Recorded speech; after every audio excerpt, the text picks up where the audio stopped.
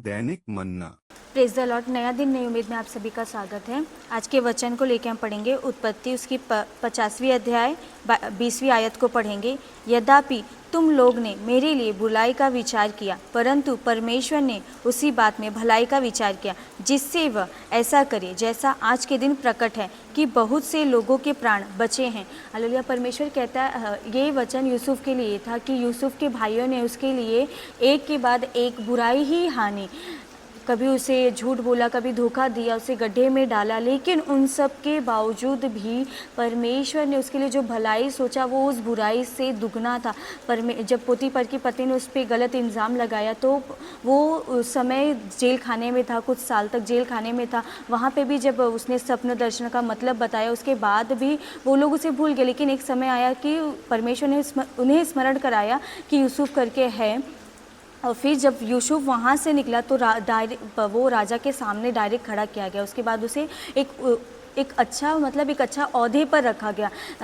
Direct हमें उस ओहदे पे नहीं भेजा जाता, लेकिन यूसुफ, परमेश्वर ने उस राजा के मन में ऐसा कार्य किया कि यूसुफ को डायरेक्ट उसने प्रधानमंत्री वहाँ का घोषित किया और उसके हाथ में सब कुछ दे दिया कि राजा के पास जो कुछ भी वो संभालने वाला है वो सब कुछ यूसुफ के हाथ में था। वैसे ही अगर लोग आपके बारे में भलाई का विचार कर रहे हैं, अगर बुराई का विचार करें और बुराई भी कर रहे हैं, तो आप डरिए मत, घबराइए मत, क्योंकि हमारा परमेश्वर उन सारी बुराइयों में से भी भलाई निकाल के लेके आएगा। कभी परिस्थिति इतनी ख़राब होती है कि हम सोचते हैं इतना सब एक के बाद परेशानी आ रहा है, गलती हो रही है, फिर भी हमें एक नया मार्ग नहीं दिख रहा है कि आगे क्या करें। लेकिन उस समय परमेश्वर हमें कुछ चीज़ों को सिखाता है कि इस परिस्थिति में रह के हमें कैसे धीरज के साथ परमेश्वर के सम्मुख में बाट जोड़ना है, प्रार्थना करना है। जिस तरह यूसुफ ने परमेश्वर पर भरोसा रखना नहीं छोड़ा, पवित्रता में जीना नहीं छोड़ा, उसी तरह परमेश्वर उस परिस्थिति में भी हमें सिखाता है कि अगर हम आज या बीमारी में, कर्जे में हैं तो कैसे इसे बाहर निकलना है। तो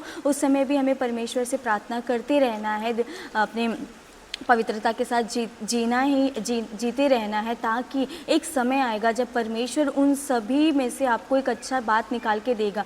और उन लोगों के नज़रों में जिन्होंने आपके बारे में गलत सोचा, बुरा बर्ताव किया आपके साथ, उनके सामने परमेश्वर आपके सिर को ऊंचा करेगा। जिस तरह यूसुफ, जब ये सब हुआ तो कुछ जगह पे अकाल पड़ गया तो खुद यूसुफ के भाई उसके पास आए थे, उसी तरह जो लोग ने आपकी निंदा अपमान की थी वो खुद आपके पास आएंगे। परमेश्वर ऐसा सामर्थ्य करने वाला परमेश्वर है। इसीलिए आप परमेश्वर के अंदर धीरज से रहिए, दृढ़ता से रहिए, विश्वास कीजिए कि परमेश्वर ने जिस तरह यूसुफ के जीवन में कार्य किया वही परमेश्वर मेरे और आपके जीवन में भी ज़रूर कार्य करेगा। बस हमें परमेश्वर पर भरोसा रखने की ज़रूरत है, क्योंकि परमेश्वर का वचन कहता है कि जो भी बातें होती हैं वो भलाई के लिए ही होती हैं।